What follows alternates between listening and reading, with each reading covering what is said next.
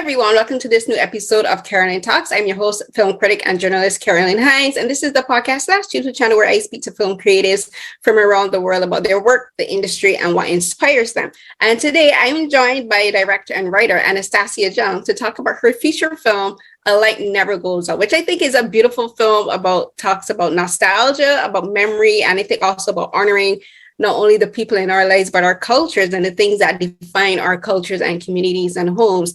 So this film is about the neon lights of Hong Kong. If you've seen any Hong Kong action film or any drama, they're synonymous with Hong Kong and their film and industry. But there is a law that's been passed in Hong Kong where the neon lights have to come down and people either have to re-register for them or put up LED lights. So the film centers on the almost dying culture of this. So I can't wait to talk to Anastasia about this, because me being a fan of Hong Kong films, I've noticed there's a difference in the landscaping of the film. So we'll definitely get into that. So thank you so much, Anastasia, for joining me today to talk about your film. Thank you for your interview. So I always like to ask my guests to say a bit about what got them involved with their career path. Like for you, writing and directing, what led to you to choosing this particular career path, especially as a woman? I'm always interested, like what makes, especially female directors, you said, you know what, this is my passion and I'm going to pursue it. So for you, what led to this point that we're at right now? Actually now, this is my first feature film. So it's the first step of really attaining what I wanted to do. But I have always been a film lover or drama or story lovers. But in my, during my young ages, I didn't have a very clear, direction or target that I wanted to become a director, because I have watched a lot of good films and thought that only genius can be directors or filmmakers. So I think by that time I would think, I'm not a genius, so I can just I'm just happy to be a film lover or audience. But so I work on other things like TV productions, on travel programs, and also film distribution. So selling film as a product rather than creating it.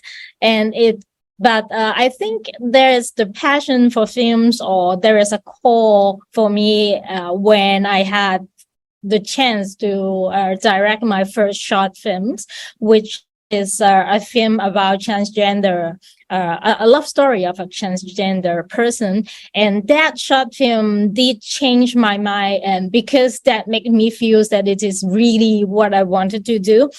And because of that call was so strong that I really decided to jump into the film industry starting as a freelancer, and starting off doing different things, producing advertisement, short video, short films, and then start writing for TV drama series and other things and films. Then nowadays I can have a chance to direct my own first feature. It's interesting. You've had quite a career path, and I do have to say it's interesting that you said you worked as a distributor, because I not too long ago interviewed another independent female distributor here in Toronto. Her name is Akitaka Batake. She has she has a company called Momo Films, and so she does independent distribution for Japanese films. So I'm like, oh, look, another female film distributor. You're the second one I've ever met. Okay. So I think it's great that you went from doing distribution to then doing small films to then doing feature films, because I think having that knowledge of the industry from the perspective of a distributor definitely does help you to understand it better, and then to understand your path as a filmmaker, especially like getting it distributed and picked up at film festivals like the New York Asian Film Festival. So talk about the similarities and the differences that you learned throughout the year. Well, not similarities and differences, like the challenges that you had as a distributor, but the challenges that you had, how they helped you as a filmmaker now. Okay. Actually, when I work in the distribution industry, I had a way of looking films in a very different perspective, because their films are looked at rather like a product, but it's also that then I know what will attract audience.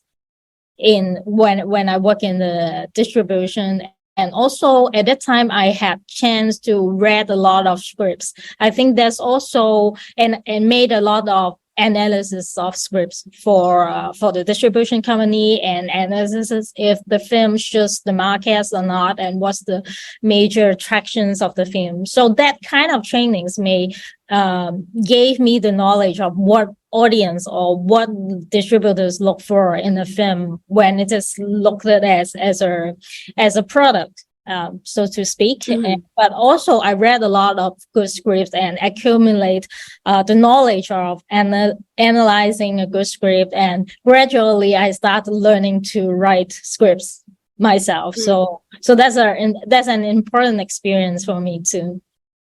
Yeah. Right. And did that help with the writing and the making of A Light Never Goes Out, because you knowing what the audience wants and like what helps with distribution and what like, you know, like it will be easily picked up? Did that all, not only because you made this film, not only because of the nostalgia and the sentimental and the cultural significance of it that I think it has, but did you also think, okay, you know what, a film about this particular subject will do better now in the market than if I perhaps do it like maybe 5-6 years later on down the road? Did that help in your decision to make the film at the time that you did? Oh yeah, definitely. Because I chose this subject because a lot of reasons. Firstly, because from the creative perspective, I would like to choose a visual motif for my film, which makes it stand out from other Asian films, which makes it stand out at a film of Hong Kong. So I wanted the audience to look at the poster and to study the subject matters. Right away, they recognize this is a Hong Kong film, not film from Japan or Singapore or Taiwan. So this is my first, I think this way of looking at what subject matters I choose did come from the experience of being a distributor, so that because when working in the distribution, we identify films from very recognizable icons or elements, then we can tell, oh, this film is from which country or which regions, and which will attract what kind of audience. So that might influence me making this choice. And secondly, because as you have just said, neon lights has been a very iconic and important elements, not just representing Hong Kong, the city, but also representing Hong Kong cinema. Because in a Bloomsday, all the Hong Kong movie has a background of neon lights. So to me, it is so sad that we never have a popular movie talking about neon lights and make it as the protagonist, the main character of the film. So I think it's a right timing, and there should be a film talking about neon lights and Hong Kong films. So this is also one of the reasons that I want to choose this subject matter. And then the thirdly is because sadly, the neon signs in Hong Kong are now being taken down. And if you come to visit Hong Kong now, there are less and less of them can be seen as compared to it Bloomsday. So I think it is a critical moment that we should some images of these cityscapes as a record of this visual culture, or else there won't be any chance later on, because they are like every day there are neon signs being taken down in Hong Kong now. So I guess sadly they will be disappear soon from in the city. So I have to like run for the deadline before it's too late. Yeah, like I was just looking at the poster, and the thing about the poster, it does give me a very Hong Kong feel for it. Like I think you and your designer did a fantastic job, because it does. For one thing, you look at it and I'm like, first of all, this looks like a Hong Kong action film poster, because there's a very particular look and feel to these posters. Not only because you have the lights, but there's always this grittiness and this intensity in Hong Kong posters. But the thing is, like for this film, that grittiness and the intensity comes from a very unexpected place. It's more about it's giving a sense of loss, because I love how it's like at the bottom, it's like the reflection of the character Leo, and then I guess also the character Bill. like standing in like silhouette, and like there is like at the bottom is like his silhouette is reflected in the lights, but then above is like it looks almost like an apocalyptic setting, you know, like if this was a film, look at this, you would think it's the apocalypse. And to someone, some people would say, oh, like that's too like dark, but I'm like, it kind of does make sense that it has an apocalyptic feel, because you're like, what would society look without light? You know, what would society look without something bright and hopeful? Because one of the things that I've always loved about the particular feel and look of Hong Kong films, because of this lighting, is that, for instance, if you watch like a lot of the old action films, the action is super intense and violent, but you got all of this pretty lights, and it creates this beautiful juxtaposition that you don't find in films from anywhere else. And you're losing that. Like, and I'm just like, when I was watching the film, I just kept thinking, wow, like the city is getting darker and darker as each light gets taken down. And so I want you to talk about the exploration and the juxtaposition of light versus dark in this film, because to me, the sense of darkness has two meanings. It's about the darkness setting in on the city because the lights are being taken on, but it's also about the loss of memory, you know, like when you lose someone, because the main story of this is the character Bill dies, and his wife Heung Kong, which I thought was such a brilliant way to name the character, because she is Hong Kong. But I love that. Noticing that. I love that you named her Hong Kong, because she's representing the city itself losing the light, because her husband Bill, he was a neon maker, he's a craftsman, and he died and her light went out, you know, like she lost the light because he used to turn on the light for her every time, like before that. So he provided that light for her physically, but also emotionally. And so she's lost that, and Hong Kong is losing its light and its craftsmen, because as the is dying out, the craftsmen are dying out. There's not really many people to replace them. So talk about that juxtaposition of light versus dark, but the light versus dark has more to do with memory and loss and love.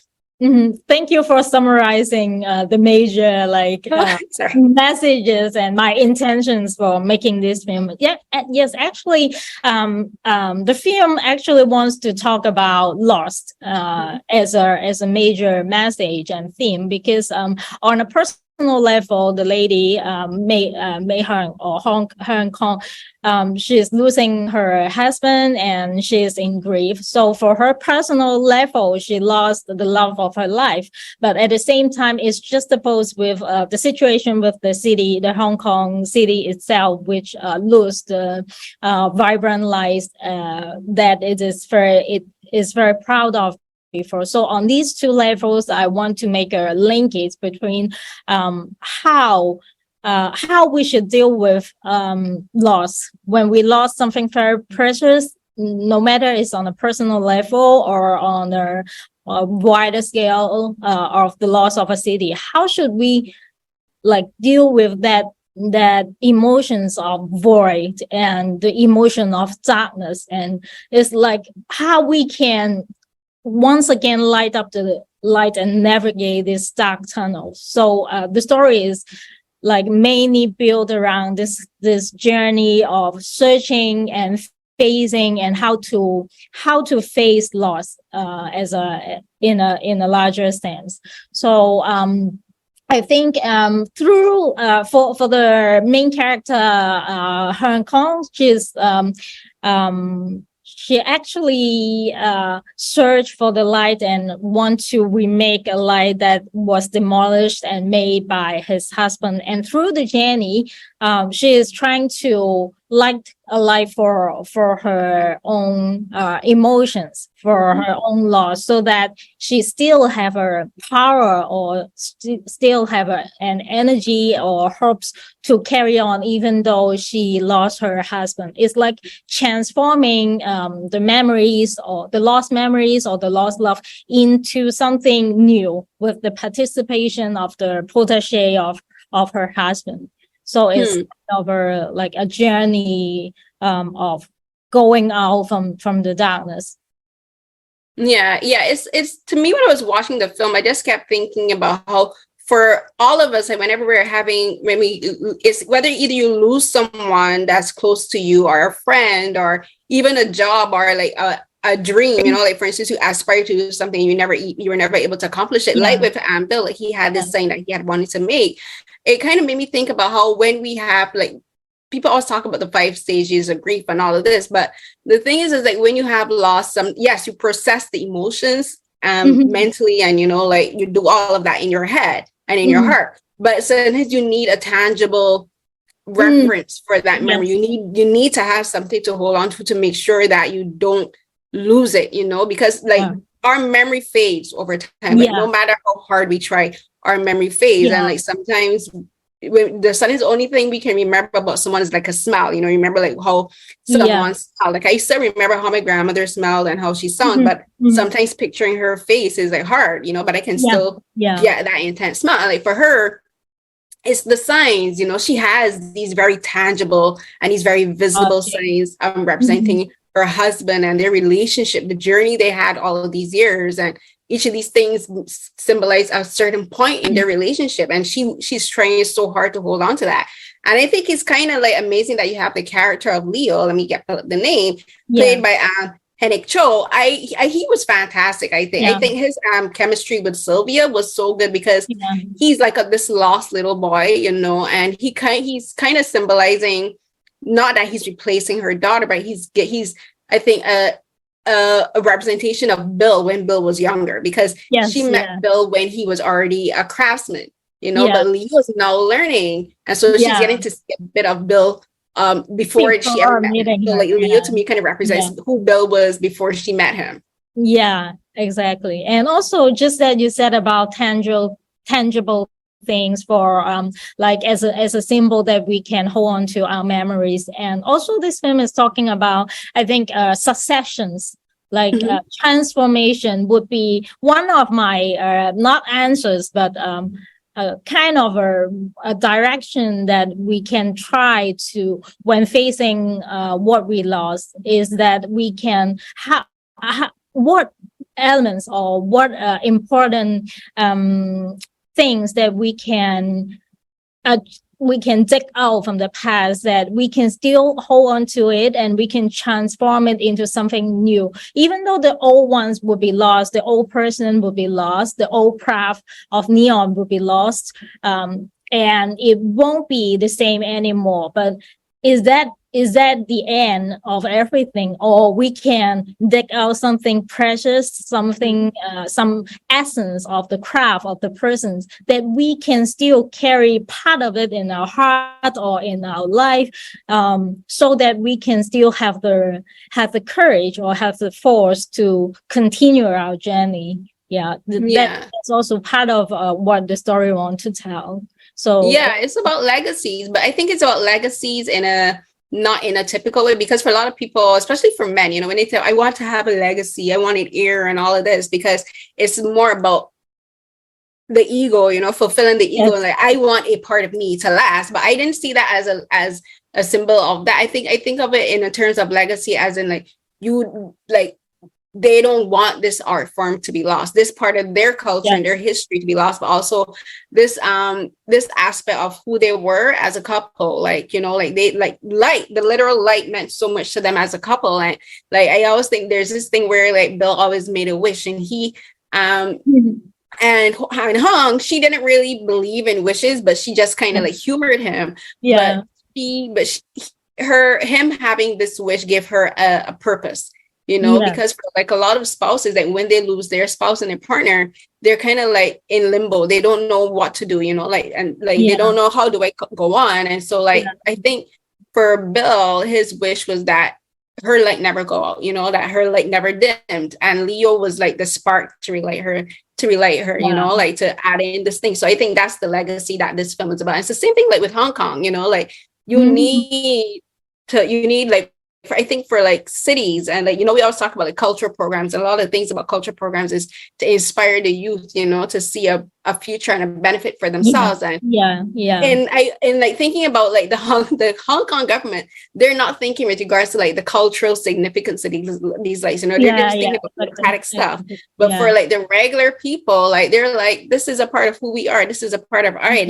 People internationally, like Hong Kong is synonymous with massive neon lights. And like one of my bucket lists was also go to Hong Kong and walk the streets. And like I was watching the film, I was just like thinking, wait, by the time I make it in Hong Kong, there won't be any lights. And I Yeah, was literally definitely. bummed. I got emotional because it was just like, wow. It was Yeah, just like, fucking wow. And like, so like there's that legacy. It's about the people who do care about passing on legacies, and then there are people who don't care about yeah. passing on legacies. Yeah, that's true too. And I think it's also about how the new generation can make a succession of this kind of lost important craft or culture that we lost. Sometimes I still hope these films can bring some kind of optimism, even though the reality might be kind of doomed because the lives are already like taken down a lot. But from my perspective is that, yeah, that is a fact that we lost it, but how can we still cap a part of it and pass it to the younger generation so that the craft, the art itself can live on? So I think this is what the cultural lovers of Hong Kong's culture or filmmakers are trying to do as well. Yeah. Do you know if there's been any petition to keep the lights up? Because I read a couple articles about it, about the law and like how it's been impacting the city. And like there was a lot of mention about there's a lot of red tape for people, like because the city is the one who tells the people you need to take your signs down, and they have to get them taken down. And like if they want to either put back up the original signs or make new ones, there's like a lot of red tape for them to go through. So it's like just this bureaucratic red tape that's preventing these people from keeping this part of their culture. Like, do you know of any, like perhaps any petitions to the government to say, can we keep these lights? Can we bring them back and make them a cultural landmark? You know, because I kind of see them as that, like a cultural landmark.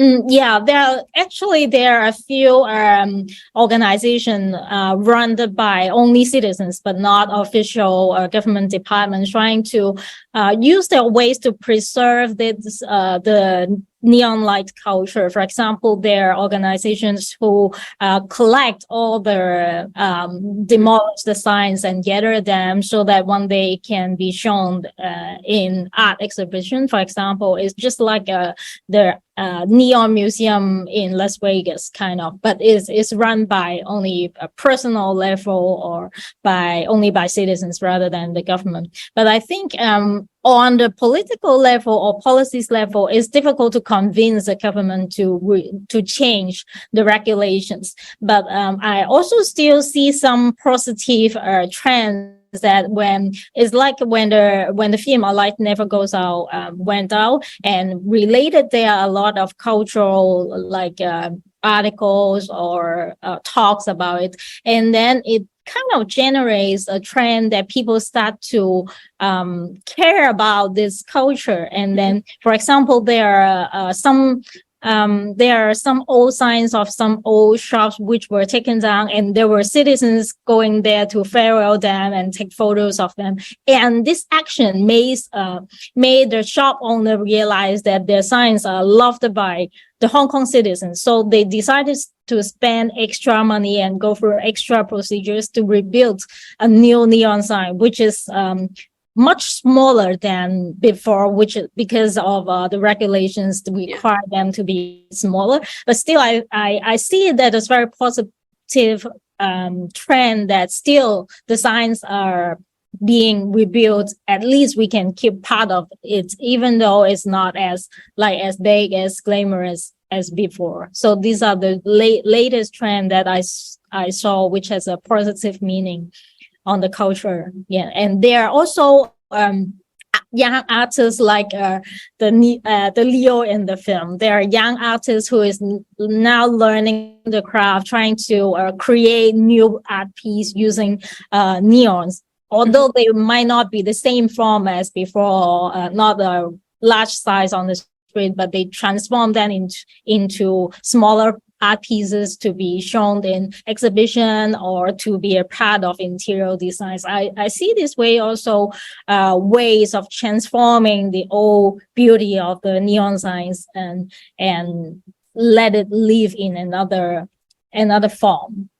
Yeah, because I saw at the end of the film, like they're in the post credits, like as the credits are rolling, there's like you have like homages to like the craftsmen, some those who were doing it for 50, 60 years and some who've been doing it for 10 and then long learning. And like And the things I've seen, like some of these art pieces, like online and stuff, like some of them I actually recognize. Like there was the one that was like the 3D art things. I saw pictures of that on online, as well as there's an artist that does like modern variations of that for like pieces that's been used in like music videos and stuff. And these are ways to preserve and kind of modernize these art forms, because it is an art form, because it takes so much work and it takes so much vision, especially I think for a language like Mandarin and Cantonese, because it's so like it's like art, you know, and it's calligraphy and it's so much and it's art. And I was just thinking in my head, it would be great if the government itself could like commission these artists to make installations and put around the city. It was like, while the signs may be gone, at least put some installations around. And in speaking about the different art forms, I want to talk now about the some of the characters. So like there's the daughter Prism, and she's played by Cecilia Choi, and her character is interesting because she frustrated me a bit at first, because like she's not talking to her mom, she's not communicating, she's planning to go all the way to Australia and hasn't informed her mom. And I got the sense at first that she felt very disconnected from her family, but also from her fiance. But then as the film went on, I was wondering, how long was she like that? Was it only when her dad died and this is just her blocking off her emotions because of grief? Or is this something that extended before? Because I kind of saw it as like she was being affected by the lack of light too. Because the funny thing is, like, I have what's called seasonal depression. And that's like where, you know, like I get very depressed when outside is very gray, especially in winter. And like the lack of sunlight actually affects the mood. And I kind of saw her as like that, whereas she kind of lost her light as the lights came down more and more. As the city got darker and darker, she kind of got darker and darker the same way. And then she only lit back up again when her mom and Leo made that sign. So I want you to talk a bit about Prism. And I love that you named her Prism because of Prism of Light and all of that. So talk about her.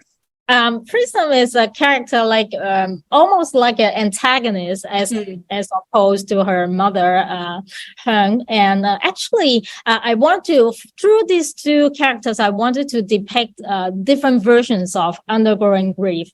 Actually, there were versions like Heung that she missed her husband a lot and tried to do a lot of things to the extent that she is a little bit obsessive to doing things that people think is not realistic or pragmatic. Rather, and as opposed to her, Prism is a more pragmatic person, and she thinks in more realistic form, that she thinks that it's not good for her mom to be fall into such a depressive state. So what she do is she wants her to become normal again, but by doing that she ignores her mother's feelings of missing her father. And as for herself, actually she is undergoing grief as well, but she didn't notice it.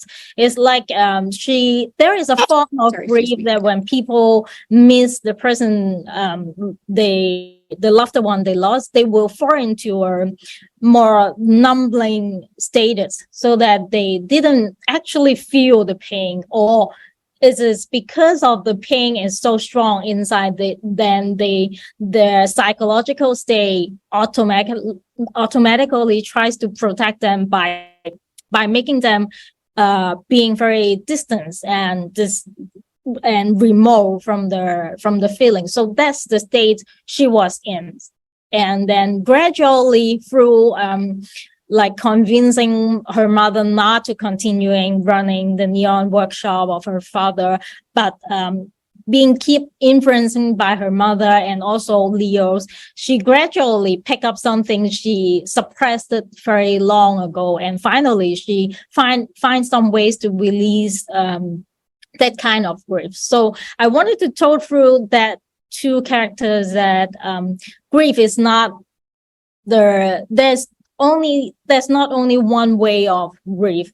There are many like different styles and many different situations when people are facing their grief. So that's what I do that's what I know when I do some research on people undergoing losing their loved one. So I want to depict different kind of grieving processes in the theme. So at first she might looks very remote or cold-blooded in some sense, but I just want to share that there might also be a state or psychological status when someone lost someone so important to them.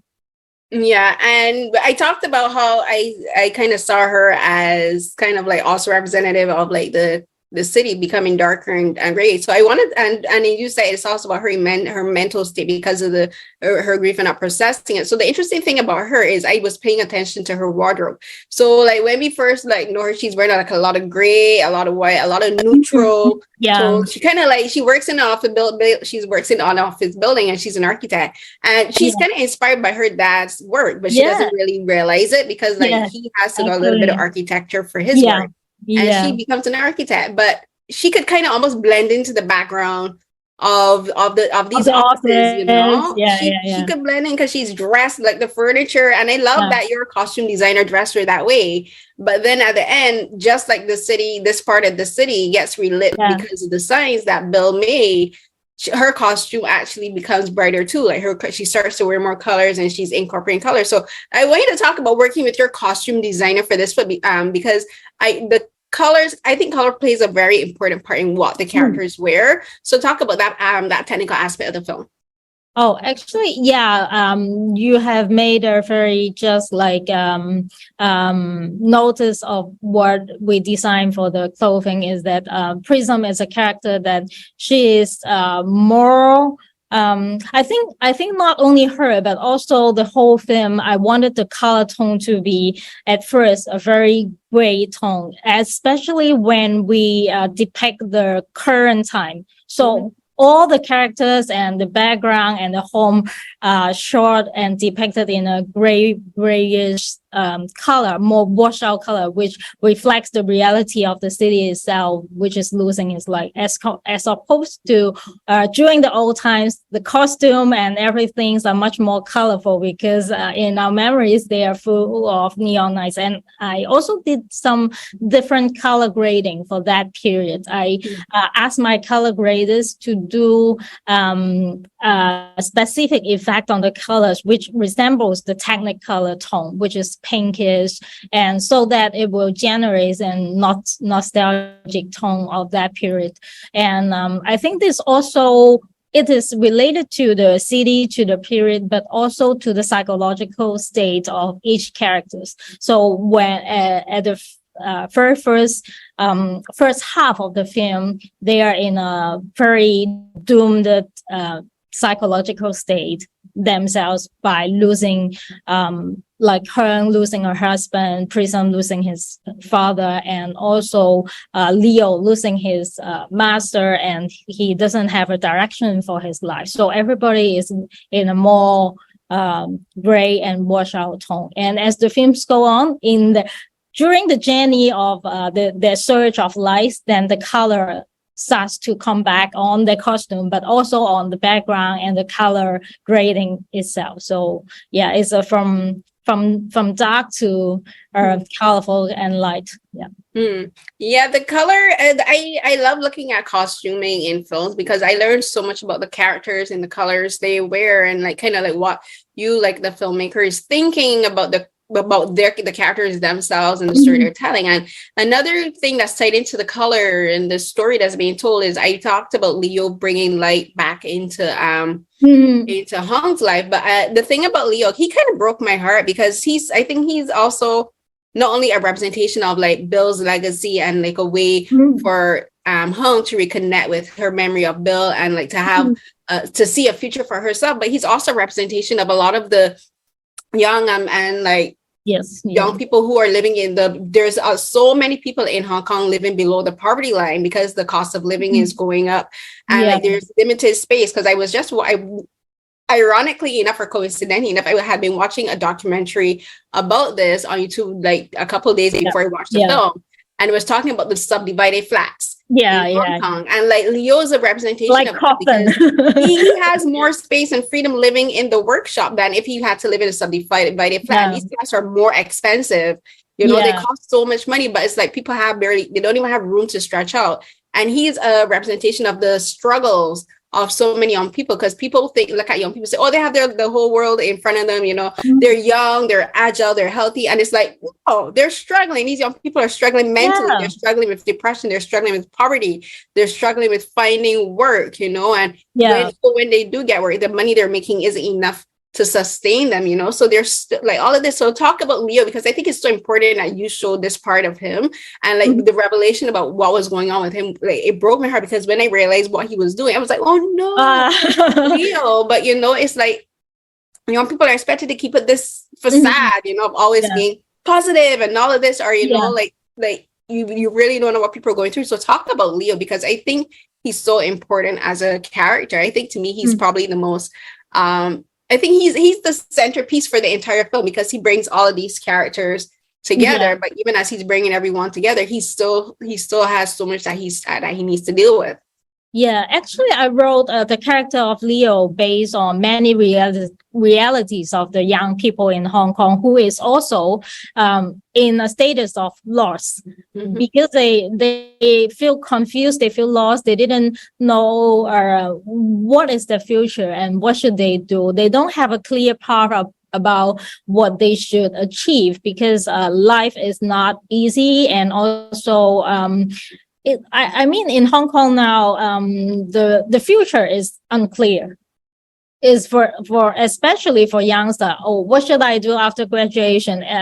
My parents, my teachers told me to study well, but what next? After study well, there's no there opportunities? There a clear path for me to follow on to? They didn't know about it, and they feel very lost. So for them, I through Leo, I want to depict this kind of sentiments of loss during among the youngsters. They are asked to do a lot of things. They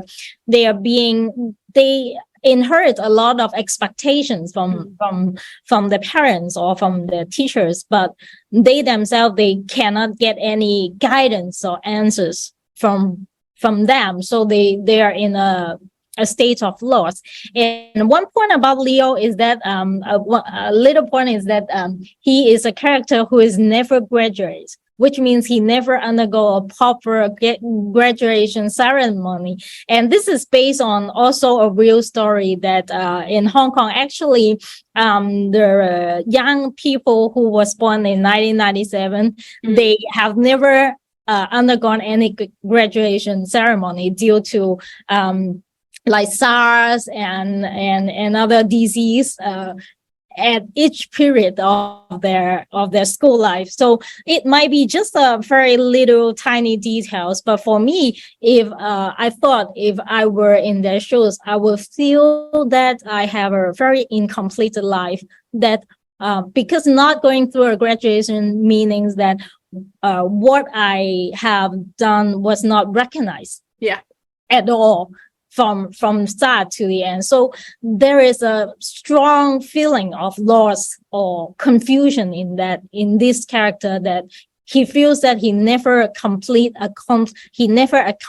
anything in his life. So I think this sense of not accomplishing anything and this feel of inferiority builds the center of the character of Leo. And so what he's longing for is recognition from father or mother, and he attains that from his master Bill, but yet sadly he lost him very soon, and he again lost the guidance in his life. And so he has to try to find a way to achieve that, to find again his direction through remaking the last wish of his master. So this reflect a lot of status of Hong Kong's youngster nowadays.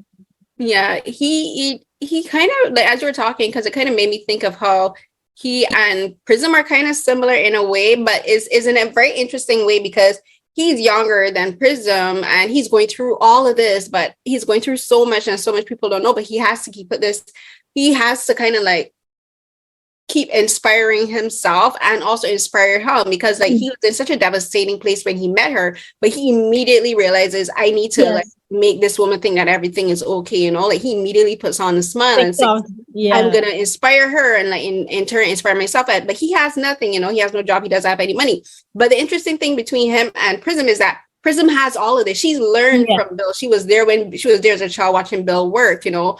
She became a version of Bill becoming an architect, and she has all of these opportunities. She's moving to Australia. She's looking at leaving Hong Kong and moving to Australia with a fiance and building a life there. He can't even imagine that kind of possibility. And it's just thinking about how everything just comes down to luck, you know, like the opportunities that we have and how we should all be thankful for the opportunities we have, because she has all of this, but she still can't be happy.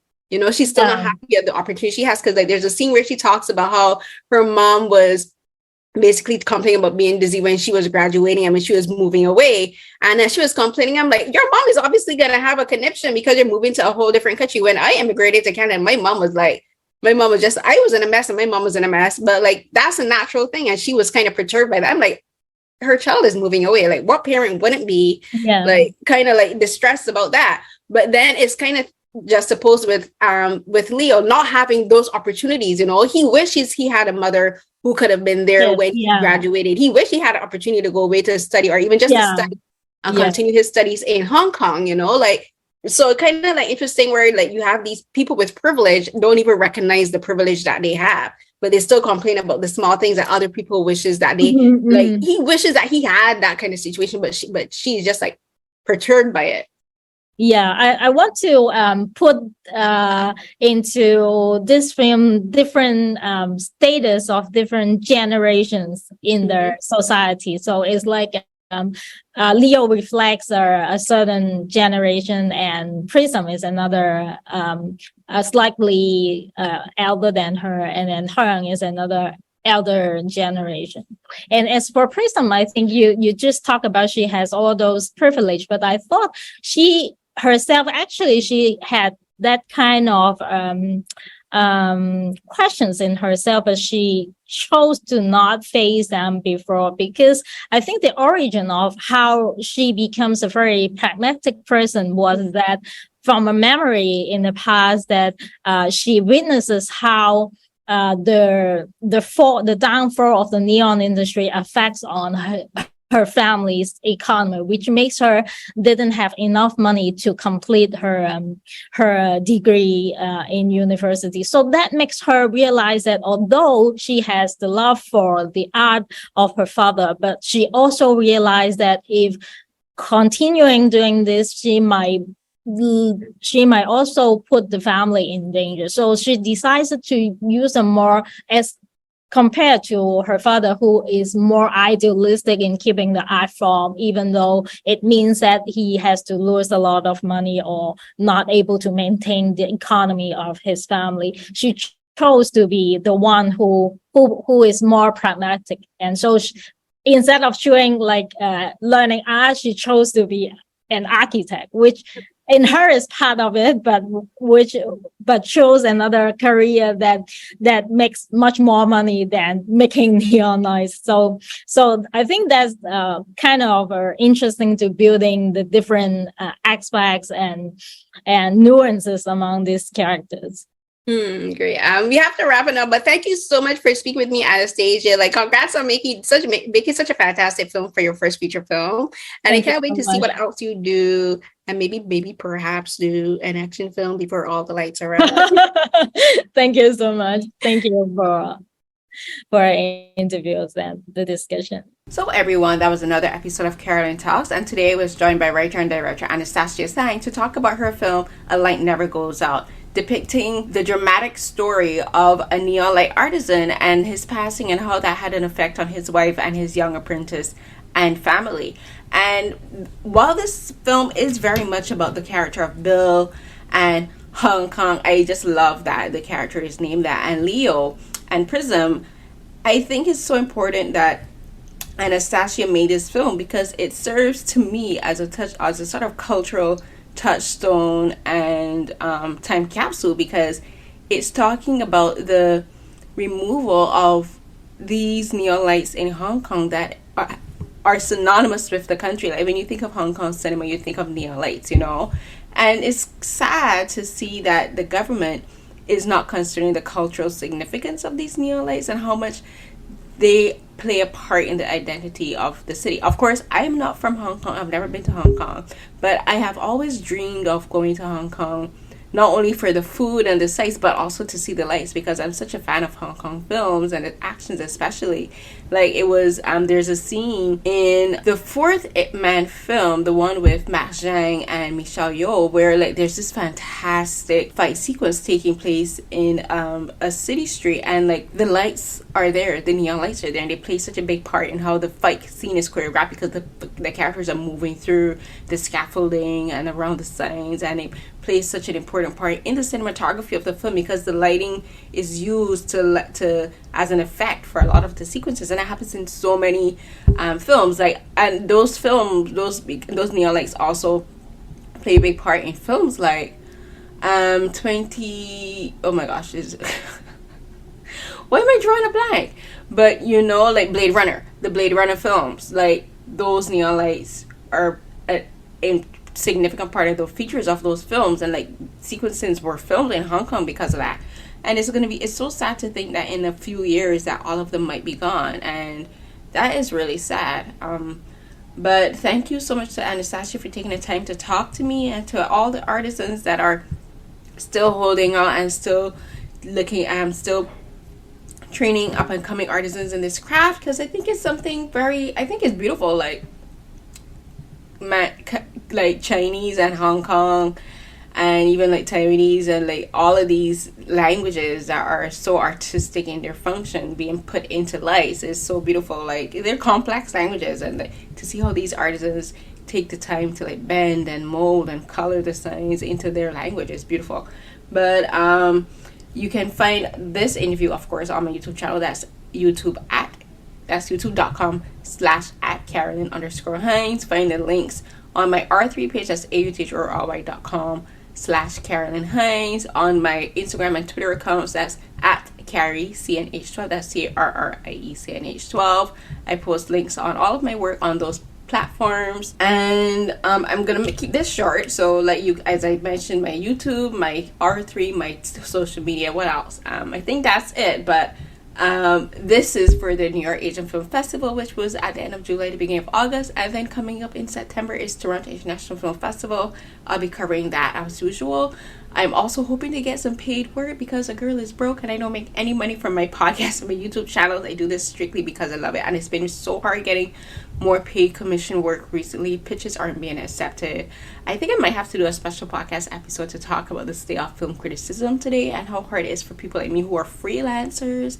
I am not a staff writer, so I don't have a set income. I don't have a set number of pieces to write that I will be given by an editor to write. Like, I rely solely on sending pitches and hoping they get accepted. And because the things are a bit financially tight for me, and because TIFF is coming up, which is going to be a financial endeavor for me, I have created a GoFundMe. So that's on GoFundMe, and you can look up my name, Carolyn Hines. There's the tip icon in my Twitter account. You can use that to donate for me, and I've been linking my PayPal in my description boxes for YouTube and for the podcast as well. So that'll be paypal.me/Carolyn Hines 0525. So any and everything that can be given, I solely appreciate it. I think, I should be paid for my work. I think I'm a really good interviewer. I've been told that repeatedly, and I love this work, and I appreciate the people that take the time to talk to me. But it also is a lot of work, like the editing that I do myself, the posting, I do all of it myself. So any little bit that anyone can afford to give, I greatly appreciate it, and it will help me to continue to doing this work that I do. But until the next episode of Carolyn Talks, everyone, bye. Oh wait, stay safe. Until the next episode of Carolyn Talks, everyone, stay safe. Bye.